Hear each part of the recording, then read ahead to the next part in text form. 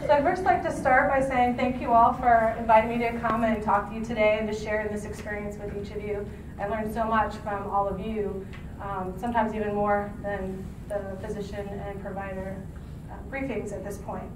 I'd also like to thank my sister Danielle, her husband Ray, my niece and nephew Nathan and Kira, and my dear friend Carrie and her husband for coming out and not only sharing in today's voyage of discovery, but kind of a lifetime journey. Sorry. Didn't see that coming. So when I was asked to speak, I said, sure, what do you want me to talk about? And they said, well, you know, your success story. And I said, I don't know if you could say that for me at this point, so that's not a good title.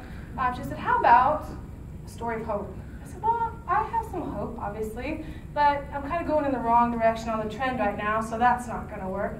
So instead, I'm here to talk to you today about a hopeful story. All right. So I'm just a girl out there in the world trying to do the best I can. I'm not in competition with anyone. I'm only trying to make myself better and somehow get through each day. I'm thankful for every opportunity I've had along the way, and I'm hopeful that whenever things come, that they'll work out for the best in the end. I have CVS, but CVS does not have me. Although I'm wretchedly cursed with this miserable condition, I'm also amazingly blessed. And I think if we take the time to realize that in our daily lives, it really helps us in those hard times. And I'm extraordinarily and eternally grateful that the balance is more heavily on the blessing side of things. I believe that every day we make choices, and every day we reap the consequences and benefits of those choices. We can't control what life throws at us, but we do get to choose how we react to it. I'm not a paid motivational speaker. I'm not going to pretend I don't get down at times myself, sometimes really down, and I'm not here to preach to you. I just hope that somewhere in this story, you might find a little tidbit of positivity that you can take home with you and maybe help make a difference for yourselves. I grew up as the second oldest of 4 children. As my sister can attest, we were P-O-Po. We were so po, we couldn't even afford the O-R to be poor. So it was an interesting time. But from a young age, I sort of figured out that even though having no electricity at times kind of sucked, it was a temporary thing. It had nothing at all to do with who I was as a person. So I simply decided to not let poor, or really anything else, ever hold me back. I've always tried to let the bad stuff go along the way. I tried not to stress about the future. Instead, I try to live in the moment, and I try to make the best each moment has to offer. Not always easy, but I realize that whatever happens to us in life prepares us for what is to come. It makes us who we are, and makes us better along the way, if you let it. So this is a picture, not a good one, but it's a picture of my grandfather. He was the only doctor in a rural town of Kemmer, Wyoming, and at the time, there was no one else for miles and miles. He owned a Cessna and would occasionally airvac his patients out to Salt Lake City or to Cheyenne for higher care. And my nurse, aunt, was his flight nurse and would help him do that. From a very young age, he was my idol and my inspiration. I've wanted to fly since I was old enough to think, and I also always wanted to be a doctor. Perhaps I'm eternally a pre-med student, but maybe someday I'll finally grow up and go to med school. Other than being poor, I lived a very normal, healthy, and active life. I was very fortunate. In high school, I played 4 different sports and earned 10 varsity letters. After graduating high school in 1990 in California, I went off to the Air Force Academy in Colorado Springs, Colorado, and it is indeed a very beautiful place, as you just saw. There too, I remained healthy and active, playing 4 years of basketball and fast-pitch softball. But then something changed. Suddenly in the spring of my junior year, when I was 21 years old, I started having these horrible nausea vomiting episodes where I'd get dehydrated, I'd have to go in the hospital and get hydration and antiemetics. I didn't recognize the pattern initially, but eventually it settled into the 4 phases that we now know is CVS. First, I get the prodrome, shown here, where I'm just physically exhausted, just completely wrecked, and don't feel good at all. Next, first 4 to 6 hours for me are just endless retching, just completely, if I move at all, I'm going to puke, or at least try to. And I don't mean I want to try to. Eventually, the vomiting settles down, and for 6 to 10 days, I would have just unrelenting nausea and just suffering through it. I'd only puke every few hours unless I try to take something in, and then it's instantaneously. But then I'd get well, and I'd get better, and I'd get right back into the full swing of things. At first, they thought it was the flu. Then they thought maybe I had a compromised immune system because I was getting sick so suddenly, so often, and so badly. Then I was tested for food allergies. There was nothing there. Then I had my first of what proved to be many psych evals, nothing there. There was a theory that the paints that I was using to paint murals around campus were toxic, and since I'd been storing them in my room at times, they thought that's what would make me sick. That wasn't it either. It wasn't until years later, though, that I figured out that my trigger, and my only trigger, is infection, and hence the predictably unpredictable nature of my CVS. So whatever the reason it was that this was happening, I had two choices. I could get bitter, or I could get better. I couldn't let the unknown episodes get me down, so I just pretended there was nothing wrong and just got on with life. I decided to keep pretending and went about my normal cadet life. On Halloween, as shown here, my roommate and I decided to dress as our chosen professions. Overall, life was grand, and ignorance really is bliss. In April of '94, just a month and a half before I was supposed to graduate, I was sent to the Major Air Force Medical Center at Wilford Hall in San Antonio. It had been determined by the Academy doctors that I might be too sick to make it through the rigors of pilot training, and although I would graduate academically, I might not be fit for service in the Air Force. So I went off completely healthy for a 10-day inpatient evaluation, head to toe, inside and out. I was happy when I got there that the ward nurse was a lady that I had volunteered with for hundreds of hours in the ER back at the Academy before she moved on to San Antonio. And my roommate was a kooky, sweet old lady who just loved giving the med techs a hard time. Oh, sorry. I woke up every morning while there, made my bed, got up, went for a long walk around the outside campus, went to the cafeteria for breakfast, did testing and studying all day when I wasn't being tested. And I asked one day the doctor, can I go to the physical therapy facility and get a workout in? Because I was going stir crazy. And he said, no, if you're sick enough to be in the hospital, you're too sick for that. Irony, of course, being that I wasn't sick at all. So rather than being frustrated, I just kept on keeping on. I decided I would control what I could, try not to worry about what I couldn't, and simply focused on the hope that it was all going to work out for the best. You can call it ignorance or naivety, but for me, I call it optimism. As luck would have it, I graduated actually with military honors and was commissioned as a second lieutenant in the United States Air Force, along with Carrie, my friend who's here visiting. My first 6 months of active duty were on casual status, working as an administrative assistant in the family practice clinic. Since I was pre-med, this was a perfect way to spend my pre-pilot training time. I spent that summer teaching the incoming basic cadets CPR, self-aid, and buddy care, and I had the opportunity to float through every department in the hospital and shadow whomever I wanted. And I even worked 1 day a week in the cadet clinic. The gentleman circled here is my boss at the time, Major Dr. Byron Hepburn. He was also an Academy grad and a former pilot. He was a wonderful person, a great officer, and a tremendous physician. So he was the perfect one to initiate my guidance and send me off in my career. Unfortunately, I also got sick during that time, twice in the 6 short months I was there, and he also ended up being my very own doctor. I became very afraid that the Air Force would again try to take away my pilot qualification and not send me forward. But quitting was not an option. I had to try. I wanted to fly. I still wanted to be a doctor too, but that would have to wait. Thankfully, nothing happened, and next thing I knew, I was off to Shepherd Air Force Base to attend Euro-NATO Joint Jet Pilot Training, also called NJIT. My friend Carrie and I were roommates there for that year. We went through all the required pre-flight ground training, followed by 6 months each in the T-37 and the T-38. Then we moved on to intermediate training in the AT-38 for introduction to fighter fundamentals. Somehow I managed to remain healthy for a full 2 years. Not only that, I completed pilot training, 6 months of intense training learning to fly the Fairchild Republic A/OA-10 Warthogs. In November '96, I graduated at the top of my class, and then I headed off to Korea for my first assignment. While in Korea, I got sick. But both line and ground training continued as planned. I even continued to play sports while I was there on the base varsity teams. Friday nights in a fighter bar are crazy, as you can imagine. As tradition dictates, once you're fully mission capable and combat ready, your squadron gives you a name, like Maverick or Goose or whatever. My name is Xena, Warthog Princess. And you don't get to choose, so it was chosen for me. I was the only female in my unit, so I was a princess. I was a fighter pilot, so I was a warrior. And Xena was very popular at the time on TV. Plus, as you can see, there's a slight physical resemblance. So the name stuck. And yes, I am a delicate feminine flower. I got my name on my very first jet as a lieutenant just in time to leave Korea and move to Tucson, Arizona to Davis-Monthan Air Force Base.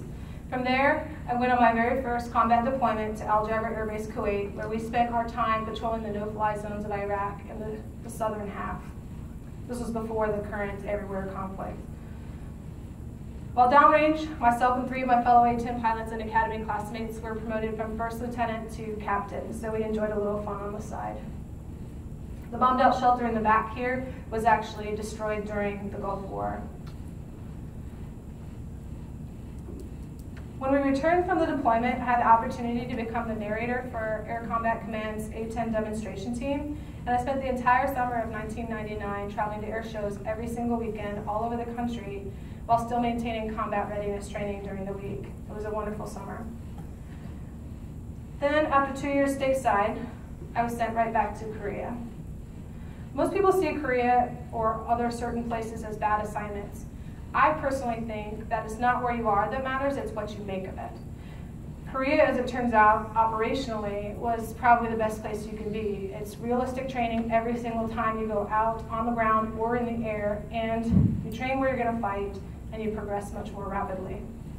I've been there not once, but twice in my first 3 assignments. It wasn't my choice, but turned out to be the best 2 assignments I ever had. I still got sick a few times, but I made it through my 1-year remote and had my Finney flight before moving on to Germany. Germany was beautiful. I enjoyed traveling Europe in my free time. However, soon it was time to go back to combat, and I found myself deployed to Bagram Air Base in Afghanistan in 2003. We operated from a runway that was actively under construction, if you can imagine that, and despite my best efforts, I got sick twice in the short 4 months we were there. Instead of enjoying my rare days off, I spent them puking my guts out and getting IV fluids in the doc's office. But I carried on because no matter how bad it is, the alternative is far worse. I was thankful just to be alive and to be able to contribute in some way. When I left Afghanistan, I left the combat stress behind. Every day is a new day. From there, I went on to the A-10 schoolhouse back at Davis-Monthan to be an instructor for 3 years, actually 3.5 years, sorry. Then it was back to Korea again for a 2-year non-flying joint staff tour. It was then, in 2007, when after 13 years of dealing with this illness, that I was finally diagnosed with cyclic vomiting syndrome. I had some fun while I was there, worked like crazy, and I got sick a lot. From there, it was back to Germany again. Once I got to Germany, I was quickly turned and deployed for my 4th combat assignment, and that was 6 months non-flying staff in the UAE. But as you can see, it wasn't all business. We summited the tallest building in the world, the Burj Khalifa in Dubai.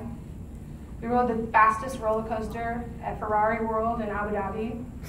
And in our rare downtime, we did a few other things to keep ourselves entertained. As you can see, it was a really rough deployment.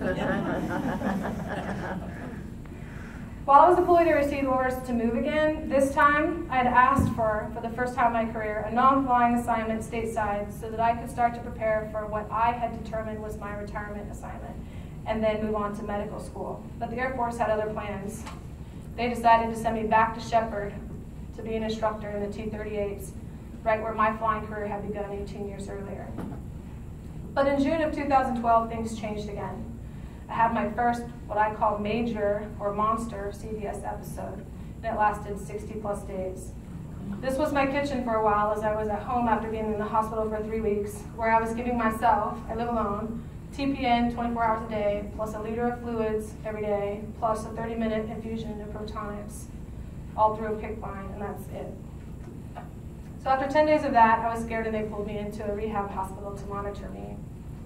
But even as scared as I was, I knew that this too should end, and eventually it did. And I was well for about 3 months before I had my 2nd major episode. Started the week before Christmas, and I spent the next 2 months in and out of various hospitals. The small town of Wichita Falls and the local Air Force docks had run out of ideas. They decided I needed to go to see some specialists, so they sent me back to San Antonio, this time to the Joint Hospital, San Antonio's Military Medical Center. That's a nice quilt. And that's a lovely picture. That's a really nice quilt. That's a nicer quilt. That's a family joke, sorry.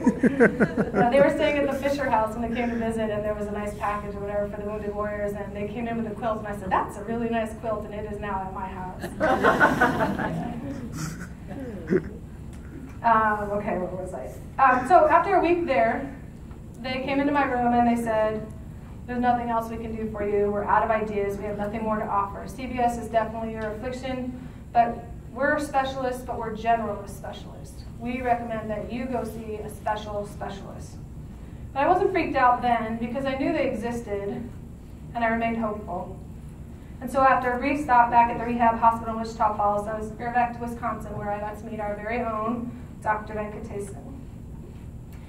Now, to get two different stories, maybe ask me about our meeting or ask her about our meeting, because I vividly remember meeting Dr. V for the first time and gushing to her about how awesome it was to finally meet her and how I'd been reading her articles for years, and she just laughed and shook her head and told me this was actually the third time that we had met. And what I didn't know at that moment was that I had lost the last 2 or 3 days of my life to a drug reaction and delirious delusional, and spent that time allegedly trying to escape the hospital in a blister. So I have zero recollection of that, therefore it didn't happen. But I have no idea why, where I thought I was going, or how I thought I was going to get there, but apparently I put my military escape and evasion training to good use. Allegedly.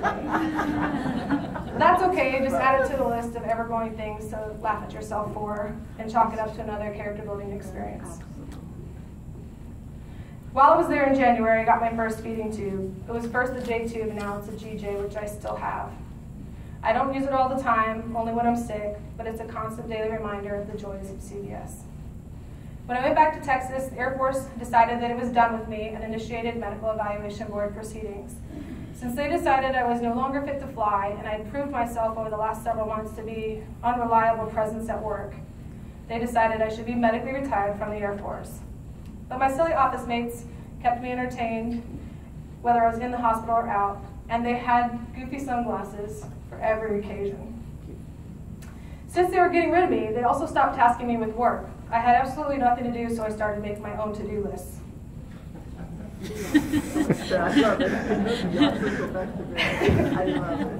But meanwhile, the stress of the board piled up, the process was taking an eternity, weather in Wichita Falls was bipolar, hot and cold all the time. I was sick over and over again, back to back, with these big, long episodes. Each time I got sick, I was admitted for fluids and tube feeds. And thanks to Dr. Venkatesan, I now had a new sedation protocol that would help tremendously, even though it doesn't abort my episodes. Although my episodes are still relentlessly long, lasting about only 30 days, they're at least not the 60 that the monsters started at. The board process was frustrating and painful, but even through all the darkness there, I still found things to be happy about. For example, the Air Force spent a whole year paying me to do nothing, which was pretty cool. So I spent that time doing things that I wanted to do, and I always had my crazy office mates to entertain me. And I don't even remember taking this picture. I found myself struggling along the way, obviously not just once, but many times, and I bought myself this little necklace and the pieces to give myself a physical reminder when I needed a little positive nudge in the right direction. The Air Force wasn't employing me, so I put my pre-med self into high gear and volunteered over 600 hours that year in the local hospital. Passed my time doing weekly equine therapy with a giant Amish workhorse named Precious. You can see her here posted next to an actual normal-sized horse that's not a pony. As all good things must come to an end, so too, eventually, did my Air Force career. This is Major General Hepburn, my first boss, who presided over my ceremony, bookending my 20-year Air Force career. So I put together all my newly acquired hospital friends, readied myself for the next phase of life, and braced for the future. Perhaps the butterfly really is proof that you can go through a great deal of darkness, yet become something beautiful. I sure hope so, because I still want to grow up and go to med school someday. Like all of you, I fight every day for my health. But it's a fight that we can win. I can and I will. Because quitting is not an option. Any questions?